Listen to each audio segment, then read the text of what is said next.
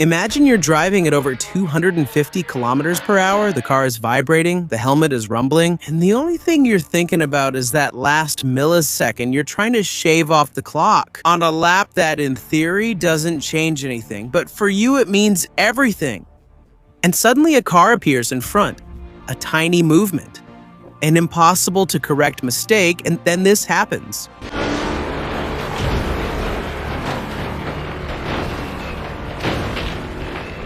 The impact is brutal, and your car disintegrates instantly. The chassis breaks apart, pieces fly in all directions, and your body flies through the air, completely exposed with nothing to protect you.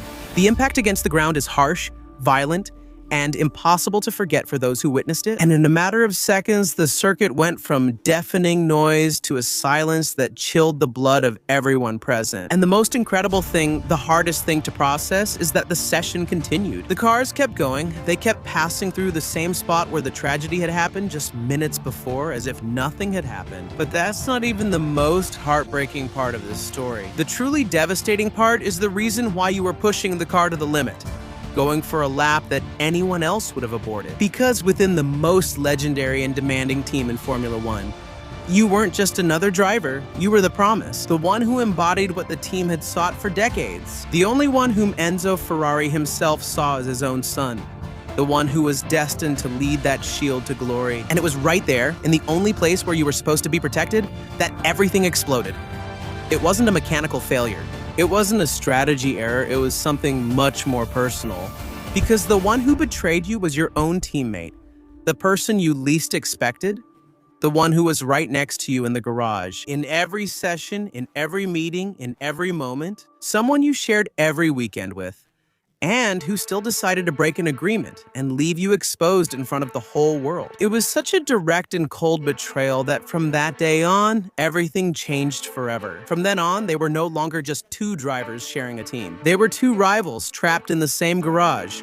Two people who hated each other. Two worlds that clashed at every meeting, in every qualifying session, and with every glance. There was hatred, wounded pride, resentment, and an enormous need to prove that you were still the one who would take Ferrari to the top, even when you had been betrayed. That lap, the lap of the accident, wasn't just about speed. It wasn't just about chasing a time, it was an answer, a revenge, a way to recover something you felt had been taken from you, a way to say, I'm still here. This was the tragedy that Gilles Villeneuve experienced.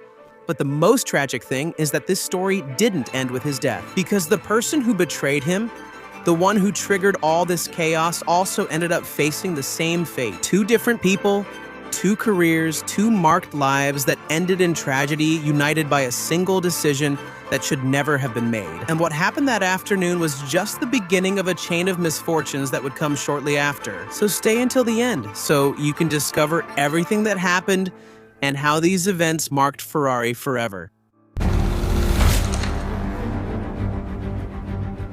Before becoming one of the most beloved drivers to ever race for Ferrari, Gilles Villeneuve had a very different path compared to his rivals. Meanwhile, most came from European schools, formal categories, and development programs. He started his career in snowmobile racing in Quebec. He competed on ice in sub-zero temperatures with jumps, drifts, and hits that would have stopped anyone. There he learned something that would stay with him his whole life: how to control a vehicle at the absolute limit.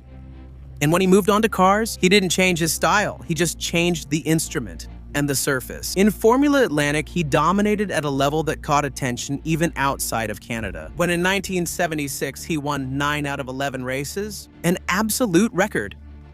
That same year, in a race at Trois-Rivières, he humiliated several Formula One drivers who went there to participate as special guests. Among them was James Hunt, the reigning world champion, who was so impressed that he recommended his name directly to McLaren. However, the British team tested him only once and quickly dismissed him. They considered him too risky, too rough, too untamable.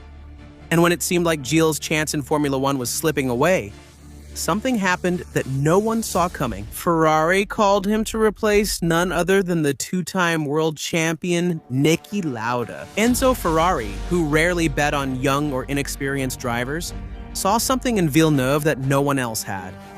He reminded him of the old-school drivers. Brave, aggressive, and obsessed with going faster no matter the consequences. Enzo not only hired him, but also emotionally adopted him as if he were his own son. At the beginning of his career, that obsession with pushing the limits led him to star in some impressive moments, but also to make multiple mistakes and have accidents.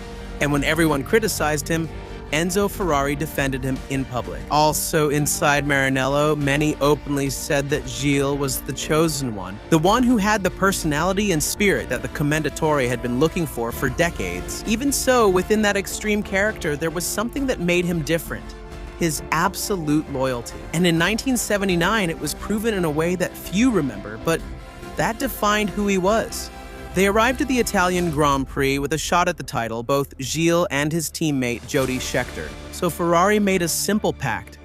If Scheckter was leading at Monza, Gilles wouldn't attack him. He would be his wingman. During the race, Villeneuve was faster and could have passed him in what was his last mathematical chance to become world champion. But he didn't do it.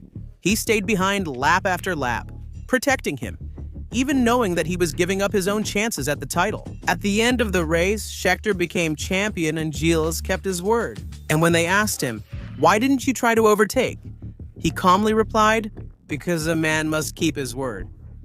At that moment, everyone realized it was only a matter of time before he achieved glory with Ferrari. And his way of thinking, that strict moral code, is essential to understand what happened next. Because precisely because of that, when someone within his own team broke a much simpler pact, something in Gilles broke, and that emotional wound was the spark that, days later, led him to suffer an absolute tragedy.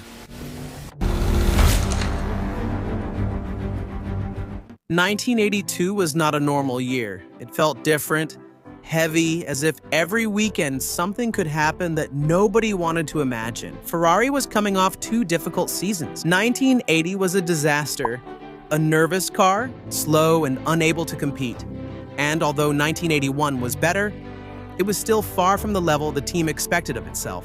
In Maranello, they were tired of seeing their name far from the titles. But that year, they finally had something different. A strong car, a solid foundation, and a duo that many saw as one of the most complete in the field. On one side was Gilles Villeneuve, the driver who could master chaos and find speed where no one else could see it. On the other side was Didier Pironi, more calculating and more consistent. A driver made to score points. They had what they needed to get back to the top: talent, speed, and a clear plan. But despite that, nothing started as it should have. In Long Beach, Villeneuve finished 3rd, but he was disqualified. A really tough blow. Not just for him, but for a team that was already tired of so many failures. And as the races went by, the situation didn't improve. Retirements, failures, and opportunities that disappeared. An inconsistent start that left the team under enormous pressure and the drivers with an urgent need for results. And in the midst of that tense, charged, and suffocating atmosphere, Imola arrived. A race marked by the political war between Formula One Constructors Association and Fédération Internationale du Sport Automobile, where the British teams, Williams, McLaren, Lotus, and Brabham, withdrew. And the grid was reduced to just 14 cars. For Ferrari, this was a gift. They were at their home Grand Prix with 2 drivers capable of winning and no real rivals. They only had to do one thing, the most basic of all, not fight each other, so they reached a simple agreement. But in 1982, nothing was really simple. And so we arrive at Imola, where that pact would be broken. And it would pave the way for one of the darkest tragedies Formula One has ever seen. The 1982 San Marino Grand Prix was not a normal race. As I mentioned, the grid was left with only 14 cars because of the political war between Formula One Constructors Association and Fédération Internationale du Sport Automobile. So Ferrari had a golden opportunity. And from the very first laps, it was clear they would take advantage of it. Villeneuve was in first and Pironi was behind him. A comfortable 1-2, practically secured, until the order came that changed everything. A single word that everyone in Maranello understood: slow. A sign the team showed from the pit wall directed at both drivers, and it meant exactly what it seemed. Slow down, hold positions, secure the 1-2, a clear and direct message. Gilles saw it, Pironi did too, and for several laps, everything stayed in order. Gilles in front, setting the pace as he was asked, and Pironi behind, following at the distance he was supposed to keep. But with just a few laps to go, the race changed completely when Pironi decided to attack without warning, without need, and above all, without respecting the message that both had just received from the team. Gilles, surprised, overtook him a lap later, but he did it without aggression. For him, that gesture was enough. It was his way of reminding his teammate, let's respect what we agreed on. But it wasn't like that. Pironi attacked again, more determined, more aggressive, stronger, and at that moment, what seemed like a simple maneuver started to feel different for Villeneuve. It wasn't just a battle for the lead, it was personal and went against a teammate agreement. Gilles ended up behind again, accelerated, regained the lead, and still kept the pact. Because that's how he was, because a word meant more than any trophy. But on the last lap, when the race should have already been decided, Pironi launched a final attack that no one expected. At a point on the circuit where you don't attack a teammate, much less when the order from the pit wall is still to protect the result. However, that's exactly what he did. He overtook him and won. Gilles crossed the finish line less than half a second behind, but the real distance between them from that moment on was irreparable. On the podium, the contrast was brutal. Pironi was smiling, celebrating, and lifting the cup. On the other hand, Gilles didn't even want to go up, didn't want to look, didn't want to talk. For Villeneuve, Pironi had stolen the victory from him, and when he got out of the car, the calm that always characterized him disappeared. I'll never forget how upset he was. He was furious. He didn't understand what had happened. He didn't understand why. He just knew that right there in front of everyone, something had broken. Because for him, it wasn't just a defeat, it was a betrayal. A public betrayal, precisely in the place where he had shown his greatest act of loyalty 3 years earlier. Villeneuve was so furious that they practically had to force him to go up to the podium. Because what hurt him the most was that the betrayal came from someone he considered a close friend. And everyone at Ferrari felt it. The relationship had been broken forever. What no one imagined was the sequence of catastrophes that would occur shortly after. But first, if you're enjoying this video, subscribe. After Imola, something changed in Gilles. There was no need for an argument or confrontation. He simply stopped talking to Pironi, a cold, uncomfortable silence that was impossible for anyone on the team to ignore. The mechanics noticed it, and so did the engineers. Even Enzo Ferrari himself became aware of what had happened. But his reaction was not what Gilles expected. Enzo didn't want to intervene. He didn't want the team to get involved, and his message was simple. Don't get involved. For him, the race was over and there was nothing more to discuss. And that indifference, that distance, was what left Gilles more alone than ever. In that moment, in that emptiness, that's when the war exploded. For Gilles, it was all about friendship. He couldn't get over how his trust was betrayed. Gilles said, I won't talk to him ever again. I've declared war. In the days that followed, Gilles became more reserved. He didn't look for explanations. He didn't seek mediation. He didn't try to resolve anything. From that moment on, he only focused on working. He spent hours reviewing data, analyzing his driving, and requesting minimal adjustments to the car. He didn't talk much, but every gesture conveyed the same idea. He had something to prove. Alain Prost, who at that time was a Renault driver, described what happened like this. A week later, I was on the phone for hours, trying to calm Gilles down. He couldn't calm down. And as all that weight and tension kept growing, Gilles stopped being the same driver they had known. He seemed like a completely different person, and no one at Ferrari, not even him, imagined that days later in Zolder, the tragedy that would change everything would happen. After Imola, Gilles arrived at Zolder carrying a weight he hadn't been able to let go of. The previous 2 weeks had been filled with silence, obsession, and an increasingly strong need to prove that he was still the leader at Ferrari. And in Belgium, he had the perfect opportunity. From the start, it was clear that this would be a different Grand Prix. It was one of the few races I didn't attend. Melanie was making her first communion. I thought, first communions happen once in a lifetime and there will be many more races. And so, with a charged, tense, and uncomfortable atmosphere, qualifying arrived. The Renaults made the difference, being the fastest and most consistent, a step ahead of the rest. Meanwhile, Ferrari was trying to catch up, but it wasn't enough within the team. However, the internal war continued.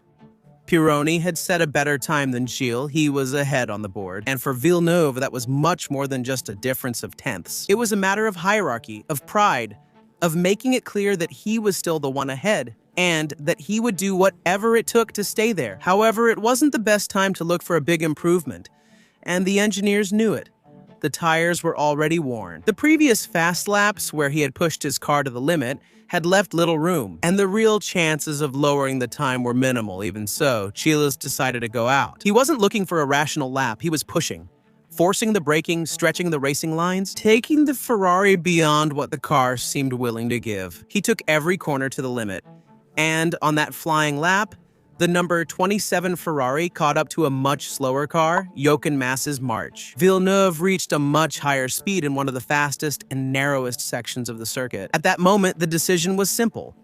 Either lift off, abandon the lap, and accept that Pironi would beat him, or try to finish it anyway. Despite the danger of having Mass's car so close, Gilles chose to keep going. And then this happened.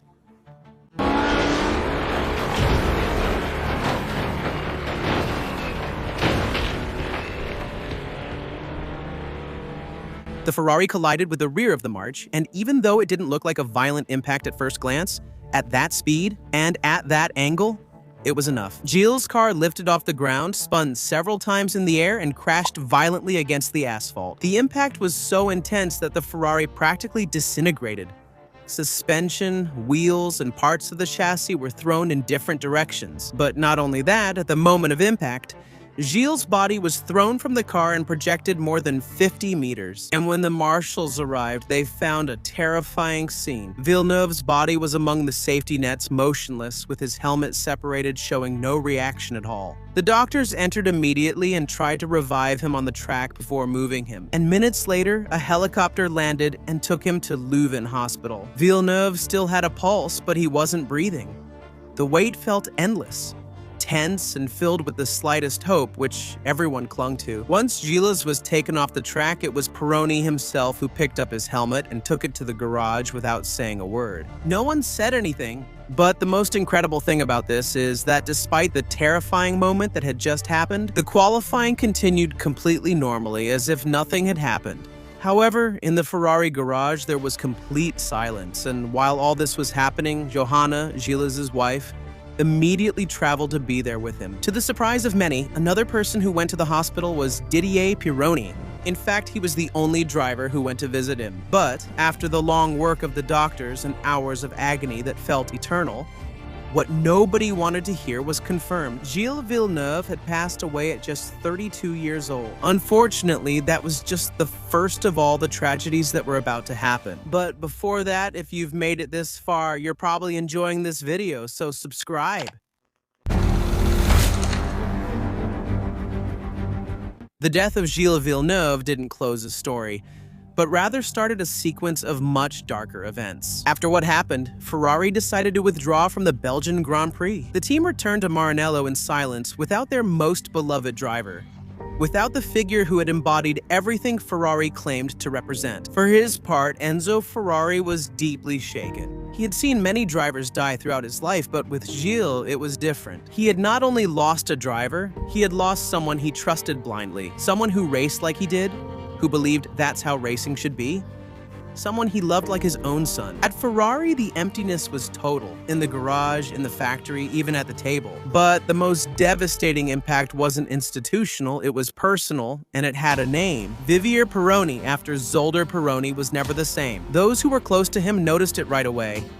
He became quieter, more withdrawn, and increasingly isolated within the paddock. The guilt was never spoken out loud, but it was there, in the looks, in the silences, in the conversations behind his back. Even so, he kept racing, and 2 weeks later, Formula One arrived in Canada. At the start, Pironi's Ferrari, which had secured pole position, stalled on the grid. From behind, Riccardo Paletti started without enough time to react.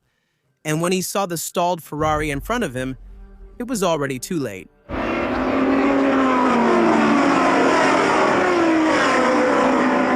The impact was brutal. Paletti's car crashed into the Ferrari and the entire front part was destroyed.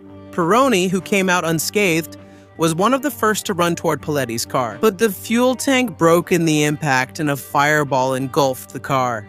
The impact was so violent that the steering column was driven into his chest, crushed his torso and left him unconscious. For that reason, the driver wasn't getting out of the car when the doctors tried to help him.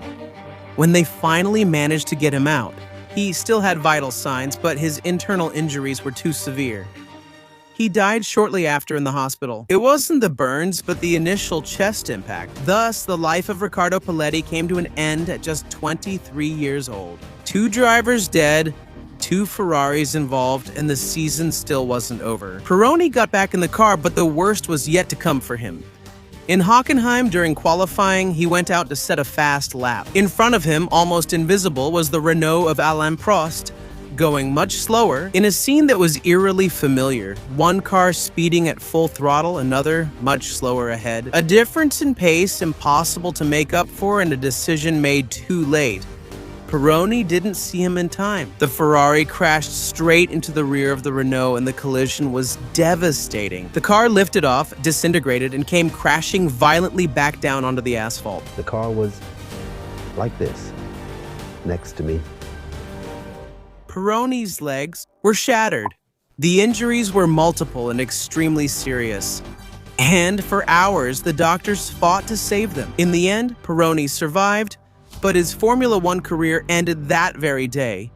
He never raced in the category again. And then the worst came. A long, painful recovery, full of surgeries, rehabilitation, and months of uncertainty. Pironi had to learn to walk again, to move, to accept that the path he had followed all his life was closed forever. And although he stayed away from motorsports for a while, the need to compete was still there. So in the mid-80s, he found offshore powerboat racing, a different discipline, but just as dangerous, just as extreme. Pironi felt like a driver again. He felt the speed, the risk, the adrenaline, and he started winning again. However, in 1987, during a race on the high seas off the coast of England, his speedboat crashed violently into another vessel, and the accident was fatal. Didier Pironi died instantly at only 35 years old. And over time, it became clear that Zolder had not been an endpoint, but rather the beginning of a chain of tragedies that no one saw coming. A chain that began with a broken pack that could have been avoided and 3 lives that could have been saved. Gilles Villeneuve was never a world champion, but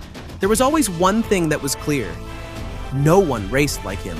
He held nothing back, he didn't calculate, and he was loyal to the team until the end. That's why Ferrari felt his loss was irreplaceable, and decades later, his name still carries more weight than many titles. Because there are legends that don't need crowns. But unfortunately, these weren't the only drivers who lost their lives in a Formula One car. So watch this video to learn about the most heartbreaking, shocking, and cruel stories that forever mark the category. To learn about the most tragic deaths in the history of Formula One.